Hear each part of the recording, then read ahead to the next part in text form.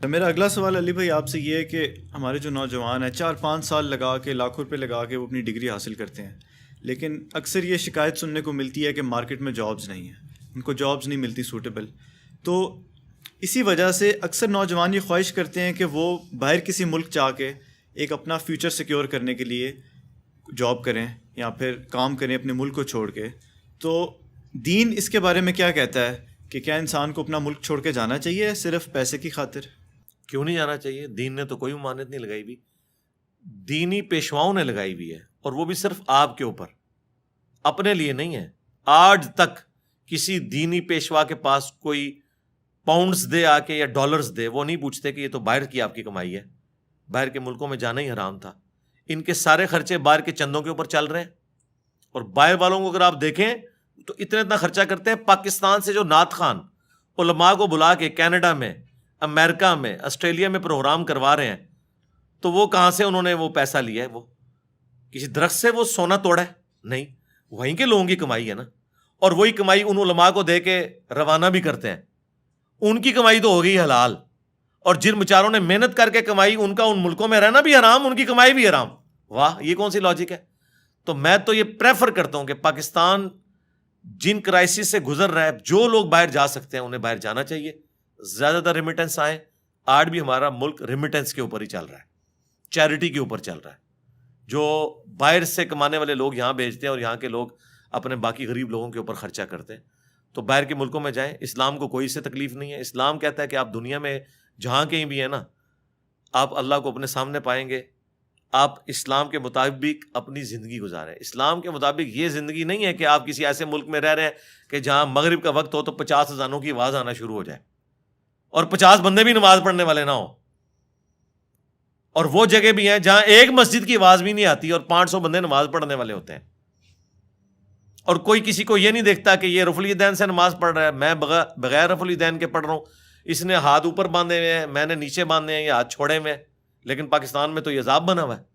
تو میں تو اس رزلٹ میں پہنچوں کہ یہاں بھی جن کی لائف ورنریبل ہوتی ہے نا، وہ بھی یورپ اور امریکہ میں زیادہ بہتر زندگی اسلام کے مطابق گزار رہے ہیں. رہ گیا گورنمنٹ لیول کے اوپر اسلامی نظام، تو وہ نہ یہاں پہ ہے، نہ سعودیہ میں ہے، نہ ایران میں ہے، نہ یورپ اور امریکہ کے اندر ہے. اور وہ چند ایک چیزوں کا نام ہے. باقی اگر آپ دقت نظر سے دیکھیں تو ان کی حکومتیں ہم سے زیادہ اسلامک ہے. کم از کم سچ تو ہے نا. بجلی کا میٹر لگانے کے لیے رشوت تو نہیں نہ دینی پڑتی. کاروبار میں آپ فلرش کر سکتے ہیں. آپ کے ساتھ امتیازی سلوک نہیں ہوتا کہ آپ سب کانٹیننٹ کے رہنے والے ہیں اور ہم یورپ کے رہنے والے ہیں. اس طرح کی کوئی چیز نہیں ہوتی. آپ دیکھیں دنیا میں کتنے پاکستانی اتنے امیر ہیں دوسرے ملکوں کے اندر، جاپان میں، یو کے میں، امریکہ میں. یہاں سے جا کے انہوں نے ترقی کی ہے. لیکن یہاں تو آپ سوچ نہیں سکتے، لسانیت کی بنیاد کے اوپر، فرقوں کی بنیاد کے اوپر ایک دوسرے سے لوگ نفرت کرتے ہیں. یہاں تو حالات بہت خراب ہو چکے ہیں. لہٰذا یہ آپ اس چیز سے نکالیں اسلامی ملک اور غیر اسلامی ملک. پوری دنیا اللہ کی ہے، اسلامی ملک کوئی بھی نہیں ہے اس وقت. اور اگر اسلامی ملک سے مراد آپ یہ کہہ رہے ہیں کہ اسلام کے مطابق زندگی گزاریں، تو میرا خیال ہے یورپ اور امریکہ زیادہ اسلامی ملک ہے اس اعتبار. ظاہر ہے جی، برائی کے سارے مواقع جو وہاں پہ ہیں یہاں پہ بھی اویلیبل ہیں. جنہوں نے کرنی ہے انہوں نے یہاں بھی کرنی ہے. آپ کے جاننے والوں میں جتنے لوگ ویڈیو دیکھ رہے ہیں ان سے پوچھیں، جتنے لوگ یورپ اور امریکہ میں گئے ہیں وہ ریلیجن کے زیادہ قریب ہو گئے ہیں. یہاں پوری زندگی ان کے آباء و اجداد نے بھی کبھی قرآن نہیں پڑھا تھا، وہاں جا کے قرآن پڑھتے ہیں کیونکہ دوسرے مذہب کے ساتھ انٹریکشن ہوتا ہے، وہ اپنے مذہب کو سیکھنے کی کوشش کرتے ہیں. ہماری اس اکیڈمی میں جتنے لوگ آتے ہیں، اب تو ہمارے جیرم شہر سے اتنے لوگ آنا شروع ہو گئے ہیں، لیکن وہ پتہ چلتا ہے کہ کوئی باہر رشتہ دار تھا، اس نے دیکھنا شروع کیا، انہوں نے ان کو زور لگایا اور یہ ادھر آئے. ادھر والے جو ہے وہ چراغ تلے اندھیرا، کیونکہ مذہب کو سیریس نہیں لے رہے. وہ کہہ رہے ہیں جو کچھ بھی ہے تیرے محبوب کی امت سے. پاکستان کا مطلب انہوں نے یہ سمجھا ہوا ہے کہ یہ پاکستان جو ہے یہ ریاست مدینہ ہے، اس میں جو پیدا ہو گیا وہ جنتی ہے، اور جو یورپ امریکہ چلا گیا وہ جہنمی ہو گیا. چاہے وہاں جا کے نمازیں بھی پڑھے، وہ دیندار بھی ہو جائے، اور یہاں چاہے ہم رہ کے بے دین بھی ہوں. تو دین کا تعلق ان علاقوں کے ساتھ نہیں ہے. اور یہ جو کہتے ہیں نا جی غیر مسلم ملکوں میں جانے سے منع کیا گیا ہے، وہ اس صورت میں جب آپ اپنے دین کو بچا نہ سکیں. ہجرت تو حضرت ابراہیم علیہ السلام نے بھی کی ہے. دین بچانے کے لیے اپنی معیشت کی خاطر بھی آپ کر سکتے ہیں. سیرو فی الارض آپ کا رائٹ ہے، آپ ضرور کریں. نبی علیہ السلام کی تجارت نہیں کرتے رہے، دوسرے علاقوں میں جا کے بھی تجارت کی ہے آپ نے. اسلام صرف مکہ مدینے کے رہنے کا نام تو نہیں ہے. دنیا میں جہاں کہیں آپ جائیں، اس وقت تو جتنے آپ کے بڑے بڑے اسکالرز ہیں وہ یورپ امریکہ کے اندر بیٹھے ہوئے ہیں, یہاں سے مسلمانوں کے شر سے جان بچا کے وہاں بیٹھ کے دین کا کام کر رہے ہیں. یہاں جو بیٹھے ہوئے ہیں نا, وہ بھی آپ نے سمجھے کہ وہ بڑے خوش ہیں, انہوں نے بھی 10 باڈی گارڈ رکھے ہوئے ہیں, ہاں, اور ان کے خرچے اٹھاتے ہیں, ہر وقت ان کو بھی دھڑکا لگا رہتا ہے یہ اسلامی ملک کا حال ہے. ٹھیک ہے, یہاں پہ وہ باڈی گارڈز کے ساتھ چلتے ہیں, وہاں آپ فٹ پاتھ پہ بھی چلیں آپ کو کوئی خطرہ نہیں ہے.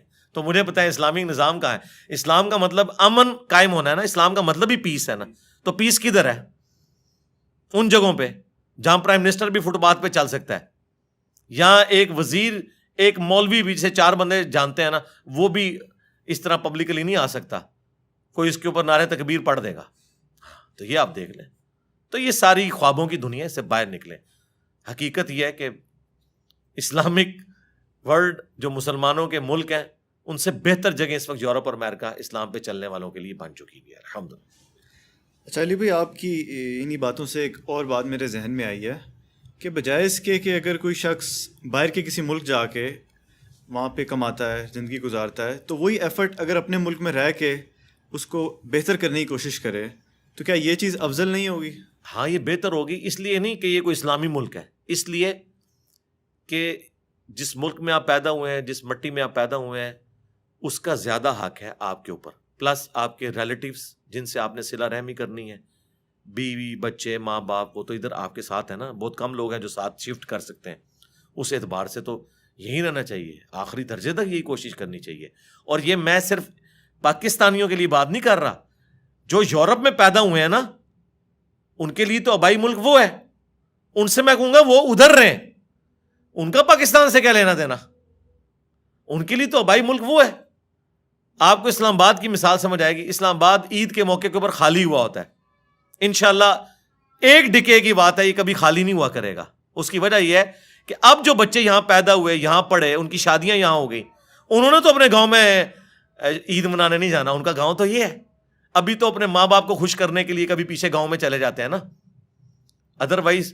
اور ان کے ماں باپ بھی بڑے ظالم ہیں کہ اگر وہ ریٹائرمنٹ کے بعد اپنے بچوں سے ضد کر کے اور اپنے آبائی علاقوں میں شفٹ ہو جاتے ہیں اور اپنے بچوں کو یہاں چھوڑ دیتے ہیں, اس لیے کہ جی ہمارا علاقہ تو وہ تھا. تو ظالموں, تمہارے بچوں کا تو علاقہ یہ ہے نا, ان کے اوپر تو ظلم نہ ڈھاؤ. ان کا کیا قصور ہے کہ تم ان کو چھوڑ کے آخری وقت میں وہاں جا رہے ہو اور ان سے بھی ڈیمانڈ کرتے ہو کہ وہاں شفٹ ہو. ان کے لیے تو یہ ملک ہے نا, تو ان کو یہاں پہ رہنے دو, اسی شہر کے اندر رہنے دو.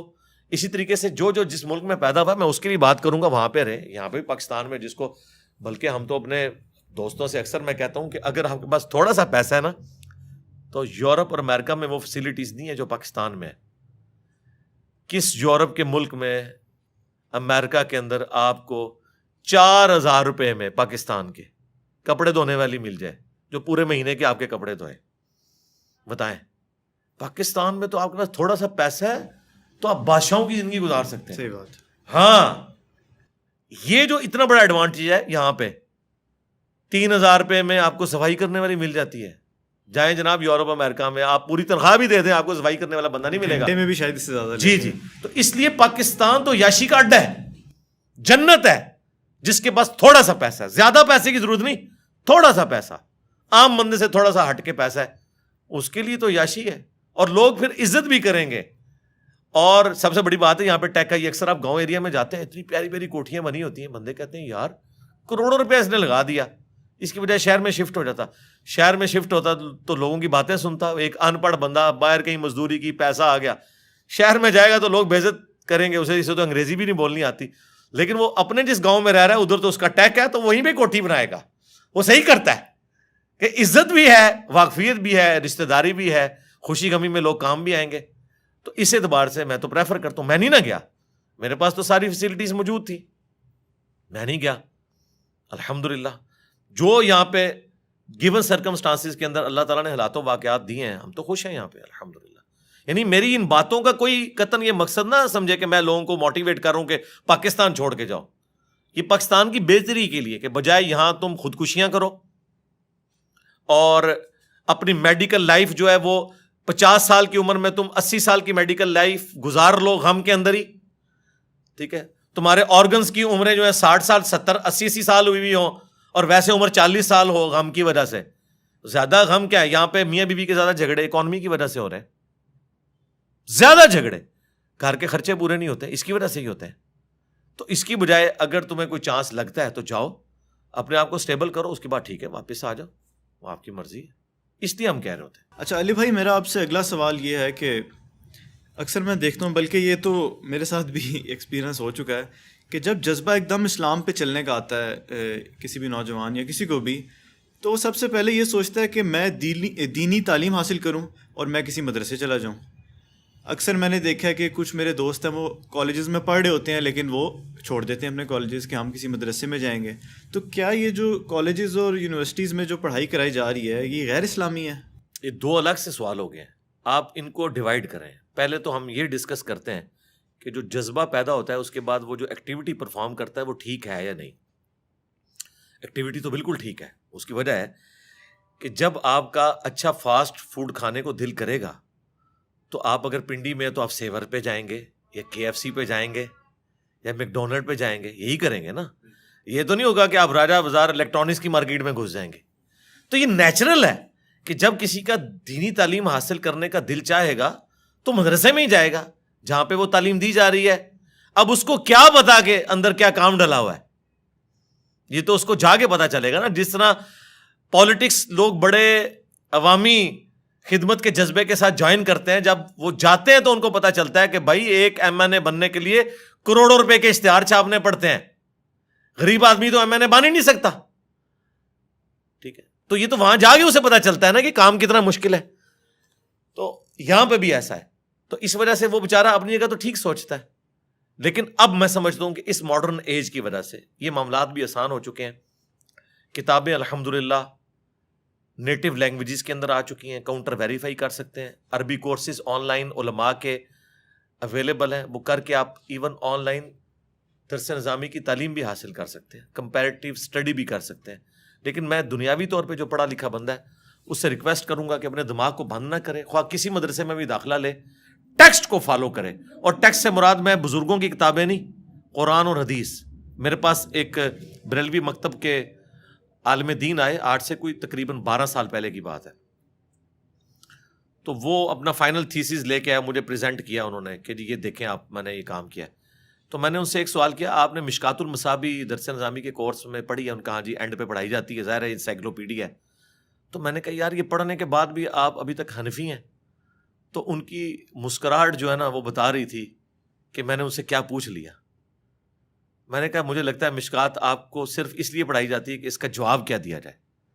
تو ایسی تعلیم کا کیا فائدہ کہ آپ قرآن و حدیث پڑھ کے اس کا جواب تلاش کریں بجائے اس پہ عمل کرنے کے. ٹھیک ہے, دیکھیں بخاری کا پہلا ترجمہ 1920 میں ہوا ہے, علامہ وحید الزمان ایک دیوبندی عالم نے کیا. ترجمہ کرتے ہی اہل حدیث ہو گئے. اس سے پہلے ترجمہ ہوا ہی نہیں تھا, وہ اسی لیے نہیں ہوا تھا. ٹھیک ہے, لوگ تو کہتے ہیں جی اتنے لوگ گمراہ تھے. بھائی 1920 سے پہلے تو بخاری کا ترجمہ ہی نہیں تھا. اور میں سمجھتا ہوں 1920 میں تو ترجمہ ہوا, اگر صحیح معنوں میں بخاری مسلم عام آدمی کے ہاتھ میں آئی ہیں وہ تو 2020 میں آئی ہیں, اسلام 360 کی وجہ سے یا اور سافٹ ویئر کی وجہ سے, ہماری ویڈیوز کی برکت سے لوگوں کو پتا چلا کاؤنٹر ویریفائی کیسے کرنا ہے. تو اب تو سوشل میڈیا کے ذریعے آپ علم حاصل کر سکتے ہیں. تو مدرسے کے ماحول میں جانے کی بجائے نا کوشش کریں آن لائن بھی درس نظامی کی کلاسز ہیں وہ کریں, عربی کورس کریں, تعلیم حاصل کریں, کمپیریٹیو اسٹڈی کریں. اس کے بعد کمپیٹنسی ایک دفعہ پیدا ہو جائے پھر آپ کتابیں پڑھیں, آپ کو خود بخود حق پتہ چل جائے گا. انجینئرنگ یونیورسٹی میں بھی آپ کو ہر وہ مسئلہ نہیں بتایا جاتا جو پریکٹیکل لائف میں فیس ہونا ہوتا ہے. آپ کے اندر ایک استعداد, کمپیٹنسی پیدا کی جاتی ہے کہ آپ ان سین پرابلمس کو بھی سالو کر سکیں اپنے نالج کی بیس کے اوپر, کہ اب اس مسئلے میں نے اس کی فیزیبلٹی رپورٹ تیار کرنی ہے, اس میں نے گراف بنانے ہیں یہاں پہ, پھر میں نے آپٹیمل سولوشن تلاش کرنا ہے, اس معاملے میں نے جو ہے وہ ڈیٹا اکٹھا کرنا ہے, پھر اس کے بعد میں نے ایک رزلٹ تک پہنچنا ہے, اسٹیٹسٹیکل انالیسس کرنا ہے. یہ ساری چیزیں آپ سیکھتے ہیں نومیریکلز کی فارم میں. پریکٹیکل لائف میں تو کوئی نیا مسئلہ ہی آئے گا, اس میں 4 باتیں آپ نے جو سیکھی ہوئی ہیں وہ کام آئیں گی, 4 کسی بڑوں سے مشورہ کر کے آئیں گی. اس طریقے سے آپ دینی تعلیم میں بھی یہ کریں. تو آج کل تو دینی تعلیم حاصل کرنا بڑا آسان ہے الحمدللہ. پھر بھی مدرسے میں جانا ہے ضرور جائیں, دماغ بند نہ کریں. جس مدرسے میں جانا ہے آپ جائیں, کتابوں کو فالو کریں. اور کتابوں سے مراد میں قرآن و سنت کہہ رہا ہوں, ہاں شعر و شاعری کی کتابیں نہیں, بزرگوں کی لکھا بھی فقہ کی کتابیں نہیں. وہ پڑھیں ضرور مزے کے لیے, میمز بنانے کے لیے, لیکن دین کے لیے ان کو کہ مجھے قرآن پڑھاؤ پورا, بخاری پڑھاؤ, مسلم پڑھاؤ, جو اہل سنت کی مین اسٹریم کی کتابیں ہیں. اب آ جائیں آپ دوسرے پورشن کی طرف, وہ کیا تھا اس کے ساتھ جو جڑا ہوا وہ تھا کہ کیا یونیورسٹی کالجز کی جو پڑھائی ہے کیا یہ غیر اسلامی ہے؟ نہیں کوئی غیر اسلامی نہیں، اب تو کوئی بھی اسے غیر اسلامی نہیں کہتا. اب تو علماء اپنے لیے فخر محسوس کرتے ہیں کہ اتنے انجینئرز میرے اسٹوڈنٹس ہیں، اتنے ڈاکٹرز میرے اسٹوڈنٹ ہیں. کل تک تو ان کو نظر ہی نہیں آتے تھے یہ لوگ، تو اب تو فخریہ بتاتے ہیں. اگر کبھی یونیورسٹی میں ان کا لیکچر رکھوا دیں تو وہ تو 50 بندوں کو بتاتے پھرتے ہیں، اپنے لیے آنر فیل کرتے ہیں. ایک شلوار قمیض میں ایک سادہ سا بندہ جا کے سوال کرے اس کو اور طریقے سے ٹریٹ کرتے ہیں. ایک بندہ پینٹ شرٹ میں بہترین تیار ہو کے آئے تو کہتے ہیں ایک پڑھا لکھا بندہ آیا تھا.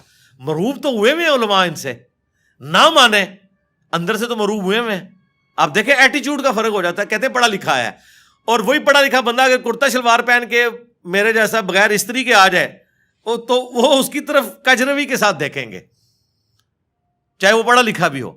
تو مروب تو یہ بھی ہوئے ہوئے ہیں. دنیاوی تعلیم یہ تو ہم اس کو ڈیفائن کر رہے ہیں دنیاوی یا دینی. دونوں تعلیم جو ہیں وہ اللہ ہی کے علوم ہے. فزیکل فنامنا آف نیچر کا علم کیا قرآن کی 1000 آیات سائنٹیفک فیکٹس کے اوپر نہیں ہے؟ فزیکل فنامنا آف نیچر کے اوپر. تو سائنس کا علم تو خدا کا علم ہے نا، خدا کا ہی تعارف ہے نا سائنس کے ذریعے. The knowledge obtained through observations and experiments is known as science. یہ سائنس کی ڈیفینیشن ہے. آپ آبزرو جو کرتے ہیں اور ایکسپیریمنٹ کرتے ہیں اس سے جو علم حاصل. تو آبزرو کیا کر رہے ہیں؟ تو قرآن بھی تو یہ کہہ رہا ہے افلا ينظرون الى الابل كيف خلقت. کیا تم نے آبزرو نہیں کیا ہم نے اونٹ کو کیسا بنایا، پہاڑوں کو کیسی اٹھان دی، آسمان کو کیسا بنایا، زمین کو کیسا بچھونا بنایا. 1000 آیات قرآن کی، آلموسٹ 6500 آیات میں سے وہ فزیکل فنامنا آف نیچر سے ریلیٹڈ ہے. سائنس کا علم ہے ہی ہے.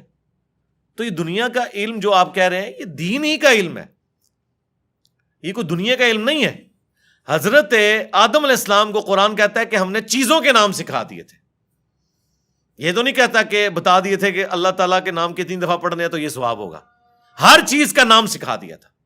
پوٹینشلی وہ ان کے دماغ میں وہ درخت بو دیا گیا تھا جو آج اتنا بڑا ہو چکا ہے کہ انسان نے ایسے جہاز بنا لیے ہیں جو 500-600 مسافروں کو لے کے 8000 کلومیٹر تک بغیر ریفیولنگ کے اڑ سکتے ہیں. اور اڑتے نہیں، صرف لینڈ بھی کرتے ہیں. یہ سب سے مشکل کام ہے. لوگ کہتے ہیں جی میزائل ٹیکنالوجی مشکل ہے. جناب میزائل ٹیکنالوجی تو شاید ہی کوئی نہیں جو یہ بوئنگ کی ٹیکنالوجی ہے، کیونکہ میزائل تو آپ نے چھوڑنا ہے، اس نے پھٹنا ہے، واپس نہیں آپ نے اتارنا. لیکن اسپیس شٹل کو، بوئنگ جہاز کو اڑا کے آپ نے اتارنا بھی ہے، بندے بیچ میں بیٹھے ہوئے ہیں. یہ مشکل ٹیکنالوجی ہے. تو کر کے دکھایا نا. یہ انسان جب بھی کوئی چیز ڈسکور کرتا ہے نا سب سے پہلے اس کا نام رکھتا ہے. تو پوٹینشلی آدم علیہ السلام کو تمام چیزوں کے نام سکھا دیے تھے جو فرشتوں کو بھی نہیں آتے تھے. انسان کی فضیلت اسی عقل کی وجہ سے. تو یہ کوئی دنیا کا علم نہیں ہے، یہ اللہ تعالی کا فعل ہے. یہ کائنات ہے کہ نہیں؟ قرآن اللہ کا کلام ہے اور کائنات اللہ کا فعل ہے. اللہ نے بنائی ہے نا، کریٹر نے. اللہ کے فعل کا علم حاصل کرنا یہ دنیا داری کیسے ہو گئی؟ یہ دنیا داری اس صورت میں ہوگی جب اس کے بعد آپ خدا کو نہ پہچانے. وہ تو سر قرآن پڑھ کے بھی اگر آپ نے خدا کو نہیں پہچانا اور قرآن بیچنے کا ذریعہ اور چندے کمانے کا ذریعہ بنایا تو آپ سے ایک فزکس کا پروفیسر بہتر ہے. کم از کم اس نے خدا کی کتاب کو تو نہیں بیچا اپنے ذاتی فتووں کی خاطر. یہ تو بعد کے اعمال بتاتے ہیں کہ آپ اس میں سے نکال رہے ہیں.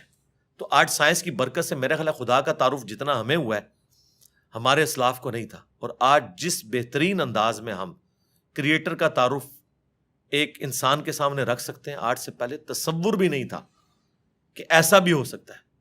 لوگ فخریہ لکھتے ہیں جناب، وہ امام غزالی نے بھی لکھا کہ جی سورج جو ہے وہ زمین سے 50 گنا بڑا ہے، 60 گنا بڑا ہے، یا 5 گنا بڑا ہے، اللہ کی قدرت بتانے کے لیے. لیکن سرکار آج ہم سے پوچھیں 13 لاکھ گنا بڑا ہے تو شاید امام غزالی بھی یہ سن کے بے ہوش ہو جائیں ایک بار. اچھا ایڈا وڈا ہے، ٹھیک ہے، زمین تو بھی 13 لاکھ گنا وڈا. Structure of D N A, genes کی اسٹرکچر، سرکار عقل دنگ رہ جاتی ہے. سائنٹسٹ کہتے ہیں کہ ایک چائے کے چمچ میں اتنے جینز آتے ہیں اور ان کے اندر اتنا ڈیٹا کوڈ ہو سکتا ہے جتنی انسانی تاریخ میں آج تک کتابیں دنیا کی لائبریریز میں پڑھی ہوئی ہیں. یہ کس نے رکھا ہے؟ ایک بیج کے اندر اتنا ڈیٹا رکھ دیا کہ 6 ارب گنا بڑا درخت بنتا ہے اور سال ہر سال پھل دیتا رہتا ہے. سب کچھ اس بیج میں سے نکلا ہوا ہے. دنیا کی کوئی ہارڈ ڈسک اس کو سٹور نہیں کر سکتی. آج سے پہلے یہ تفصیلات ہمیں نہیں پتا تھی نا. ایک اجمالن پتا تھا کہ انڈے میں سے چوزا نکل آتا ہے.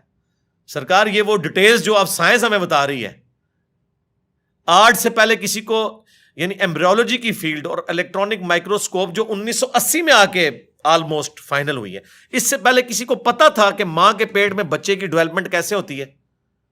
کیا صحابہ کرام نے یہ دیکھا ہوا تھا؟ ان کا تو ایمان بالغیب تھا. ہم تو پریشان ہو جاتے ہیں کہ یار لوگ تو کہہ رہے ہیں جادو جادو دیکھنا ہے تو یہ دیکھو.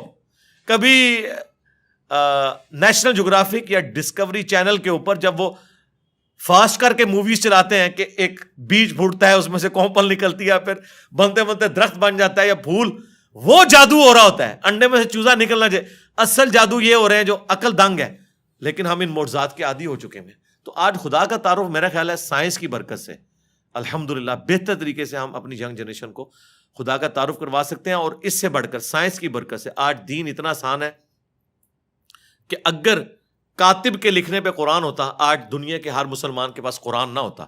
اگر پرنٹنگ پریس نہ ہوتا، یہ بخاری مسلم یہاں نہ پڑھی ہوئی ہوتی.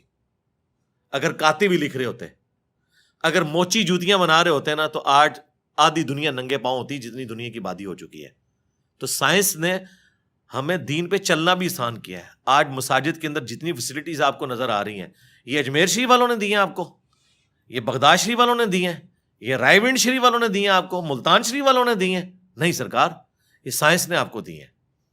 تو ہمیں تو سائنس کو گلے سے لگانا چاہیے تھا کہ اس نے ریلیجن پہ چلنا تھا. یہ جو میں اور آپ بیٹھ کے بات کر رہے ہیں، آپ 1 روپیہ بھی خرچ نہیں کریں گے اور دنیا کے سارے بر اعظموں میں آپ کی ویڈیو پہنچ جائے گی. اگر آپ کو کوئی ٹی وی چینل انٹرنیشنل خریدنا پڑ جائے، آپ کی نسلیں بھی پیسہ جوڑیں تو نہیں خرید سکتی. یوٹیوب نے آپ کو فری دے دیا، الٹا آپ کو مونیٹائزیشن کے وہ پیسے بھی دیتا ہے اپلوڈ کرنے کے. سرکار یہ سائنس کی برکت سے سب کچھ ہوا ہے نا. تو احسان فراموش نہ بنے، سائنس نے آپ کو بہت کچھ دیا ہے.